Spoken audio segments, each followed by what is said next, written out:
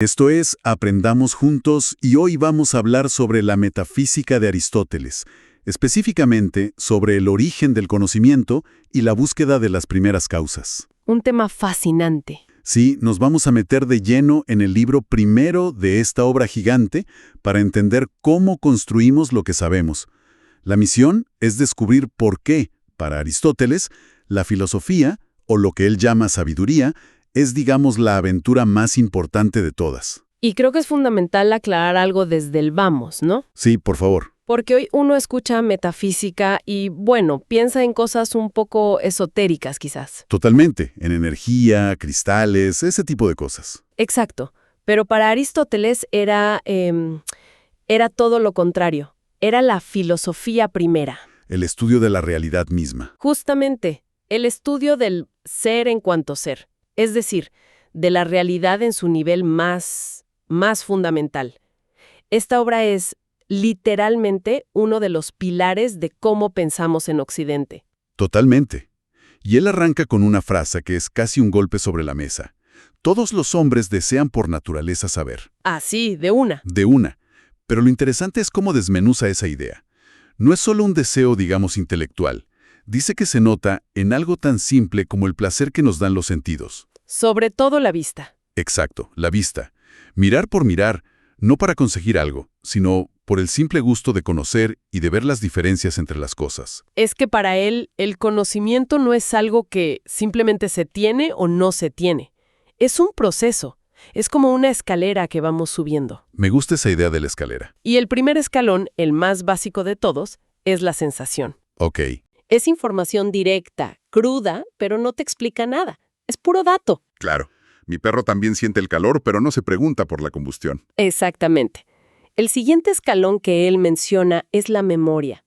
Y acá ya hay una primera selección, porque dice que no todos los animales la tienen. Ah, es un primer filtro. Es un primer filtro.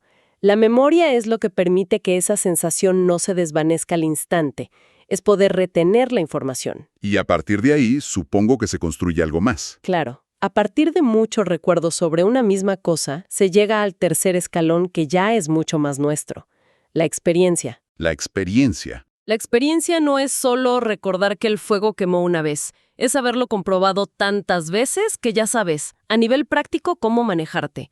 Es el conocimiento de los casos particulares, de lo concreto. Y acá es donde Aristóteles mete una distinción que me parece genial, entre la experiencia y lo que él llama arte, que para nosotros sería la ciencia, ¿no?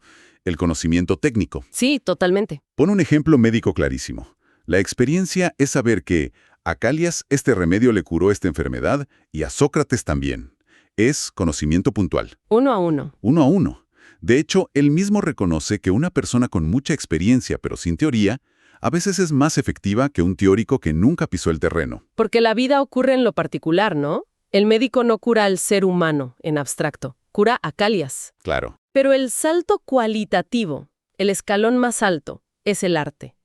El arte es cuando, a partir de todas esas experiencias individuales, logras extraer una regla universal. Ah, ahí está el cambio. Ahí está el cambio. Ya no es saber qué le hizo bien a Calias, sino entender que a todas las personas con estas características, este remedio les hace bien. Es pasar del qué funciona al por qué funciona. Ah, ahí está la clave. El qué versus el por qué. El que tiene experiencia sabe qué hacer. Sabe el qué. Pero el que tiene arte, el científico, entiende la causa, el mecanismo detrás. Me gusta mucho la analogía que usa del jefe de obra y el albañil. Es buenísima. El albañil pone ladrillos por costumbre, por repetición, pero el jefe de obra conoce el plano, sabe por qué esa pared va ahí y no en otro lado, conoce la causa. Y esa es la diferencia fundamental, la capacidad de enseñar. Claro, quien solo tiene experiencia puede mostrarte cómo se hace algo, pero no puede explicarte los fundamentos. En cambio, quien conoce la causa puede transmitir ese conocimiento de forma universal. Eso, para Aristóteles, es enseñar de verdad. No es solo pasar datos. No, es transmitir comprensión. Entonces, si el arte o la ciencia es superior a la experiencia, porque conoce las causas, la pregunta que se cae de Maduro es, ¿cuál es la ciencia más importante de todas? Exacto. Y ahí es donde él presenta su concepto estrella, La sabiduría. La filosofía La filosofía con mayúsculas. es la ciencia que no busca causas particulares, sino las primeras causas y los principios de todo lo que existe. La que hace las preguntas más grandes. Y para que no quede en el aire, describe cómo es esa sabiduría y la persona que la posee, el sabio.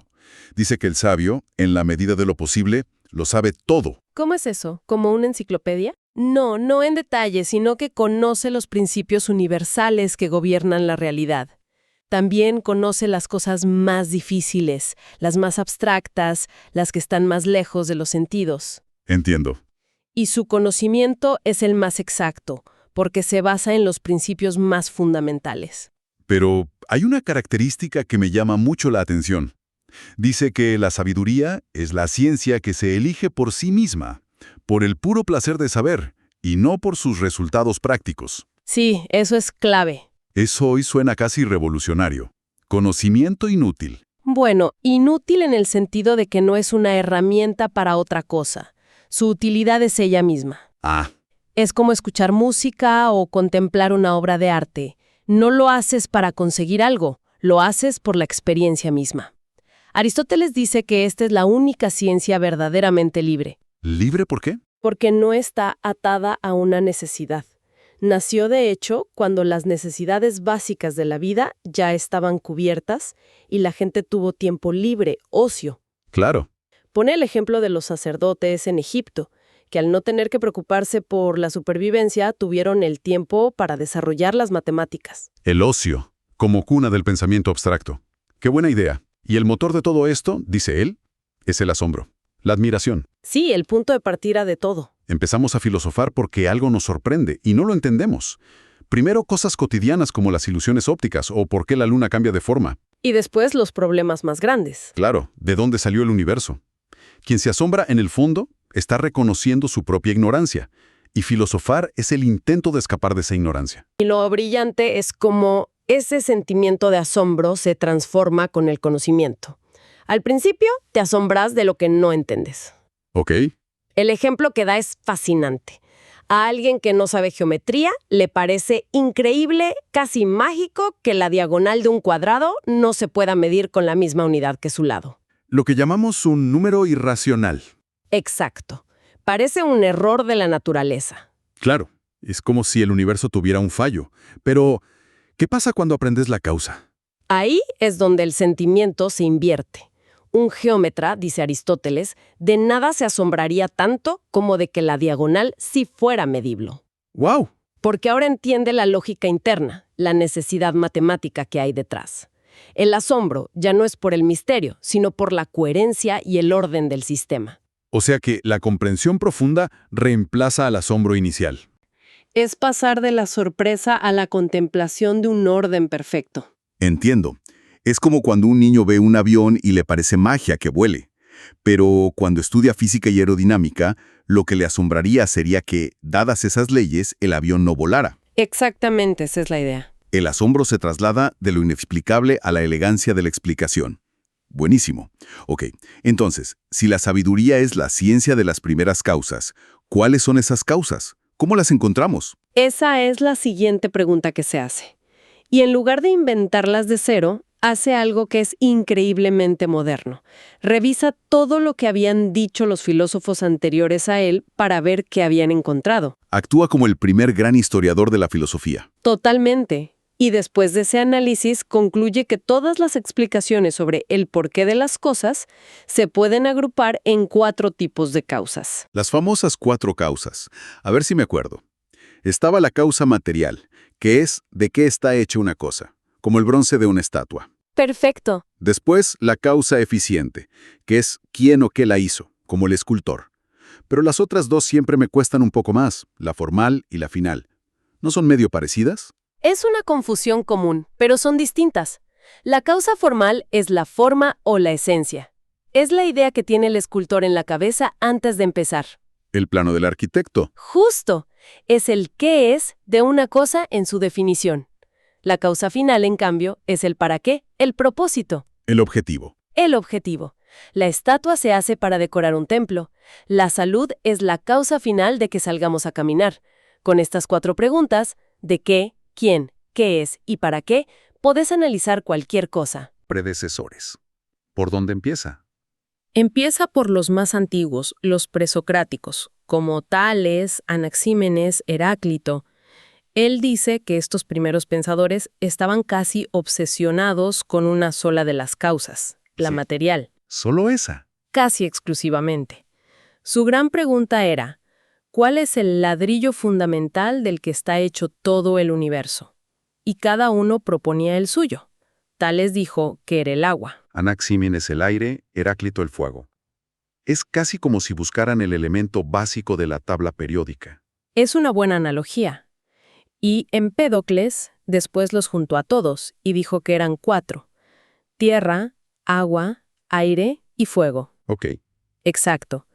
Pero acá se encontraron con un problema lógico. La materia sola no explica el cambio. Cierto. Aristóteles lo dice de una forma muy gráfica.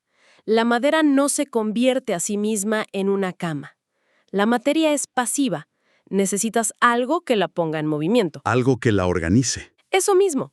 Esto los obligó a buscar un segundo tipo de causa, lo que él identifica como la causa eficiente. Y ahí es donde la cosa se pone más interesante, supongo. Mucho más. Empédocles, por ejemplo, además de sus 4 elementos, propuso 2 fuerzas cósmicas: la amistad, que une las cosas, y el odio, que las separa. Ah, causas que generan movimiento. Claro. Después, Anaxágoras fue aún más lejos y propuso una mente, o un entendimiento, el nous, como la causa del orden en el cosmos. Una inteligencia que lo organiza todo. Suena bastante avanzado. Aristóteles debe haber estado encantado con esa idea. La elogia, sí. Dice que Anaxágoras fue como un hombre sobrio entre balbuciantes. Fuerte. Pero después lo critica con una dureza tremenda. Lo acusa de usar al entendimiento como un deus ex machina, un recurso de último momento. Como un comodín. Como un comodín, solo lo invocaba cuando no encontraba una explicación mecánica, pero no lo usaba para explicar el funcionamiento normal del universo. Es como tener una herramienta increíble y solo usarla para clavar un clavo cuando ya probaste con todo lo demás. Una crítica muy filosa. Después de los materialistas, ¿a quiénes analiza? Se detienen los pitagóricos. Ellos dieron un salto de abstracción total. Para ellos, el principio de todo no era algo material, como el agua o el fuego. Entonces, ¿qué era? Era algo conceptual, los números. Creían que las relaciones matemáticas eran la estructura misma de la realidad.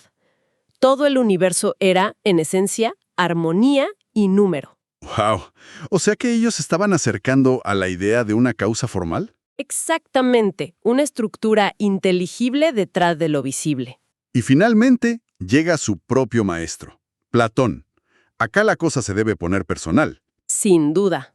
Él explica que Platón trató de resolver un gran rompecabezas. Por un lado, seguía a Heráclito al pensar que todo lo que vemos con los sentidos está en un cambio constante. Que todo fluye. Que todo fluye. Pero por otro, seguía a Sócrates en su búsqueda de definiciones universales y eternas, sobre todo en la ética. ¿Qué es la justicia? ¿Qué es la belleza? Pero espera, eso suena a una contradicción gigante. ¿Cómo podés tener un mundo que cambia todo el tiempo y a la vez buscar verdades que no cambian nunca? Parece imposible. Exacto. Ese es el nudo del problema. Y la solución de Platón fue postular 2 mundos. 2 mundos. Sí. Dijo que nuestro mundo, el sensible, es solo una copia imperfecta y cambiante de un mundo superior, perfecto y eterno. El mundo de las ideas o formas. Ah, el famoso mundo de las ideas. El mismo. La belleza de una flor es solo un pálido reflejo de la idea de la belleza en sí. Por lo tanto, esas ideas son la verdadera realidad y la causa formal de las cosas. O sea que Platón encontró la causa formal, pero la puso en otro universo. Precisamente. Aristóteles le reconoce ese inmenso logro de haber identificado la importancia de la esencia, de la forma. Pero su gran crítica es que no había necesidad de duplicar los mundos. ¿Para qué complicarlo tanto? Claro, ¿por qué separar la forma de la materia si en la realidad siempre las encontramos juntas? Para Platón, las causas principales eran 2. Las ideas, que son la esencia, y un principio material un poco oscuro que llamaba la diada. ¡Qué recorrido! Entonces, si lo entiendo bien, Es como si Aristóteles viera toda la historia de la filosofía anterior como una búsqueda a tientas de sus 4 causas. Tal cual. Los primeros encontraron la materia, otros tropezaron con la causa del movimiento. Los pitagóricos y Platón se acercaron a la forma, pero nadie había visto el cuadro completo. Esa es exactamente la conclusión. Él no los desprecia. Los ve como pioneros que, como él dice, balbuceando, fueron tocando alguna de las teclas correctas, pero sin una visión de conjunto. ¿Les faltaba el sistema? Les faltaba el sistema. El genio de Aristóteles fue justamente ese, tomar todas esas intuiciones dispersas, a veces contradictorias, y ordenarlas en un sistema coherente, en un marco conceptual que permitía analizarlo todo. Fue un sintetizador extraordinario. Clarísimo. Hemos viajado desde la simple sensación hasta la sabiduría. Definimos a esa sabiduría como la búsqueda de las causas primeras, y vimos cómo Aristóteles usó su sistema de 4 causas como una especie de lente para entender todo lo que se había pensado antes que él. Y lo que queda claro es que, para él, la filosofía no es un simple pasatiempo intelectual. Es la actividad más elevada del ser humano. Es el cumplimiento de ese deseo natural de saber con el que empezamos. Es, en última instancia, lo que nos hace más humanos. Exacto. Para cerrar, me queda una pregunta resonando, sobre todo por lo que hablamos antes. Aristóteles defiende la sabiduría como una ciencia que no busca ninguna utilidad, sino el conocimiento por el conocimiento mismo. En un mundo como el nuestro, tan enfocado en los resultados prácticos, la eficiencia y la productividad, ¿qué lugar le damos hoy a esa búsqueda desinteresada de la verdad y del porqué de las cosas? Una gran pregunta. Hasta la próxima.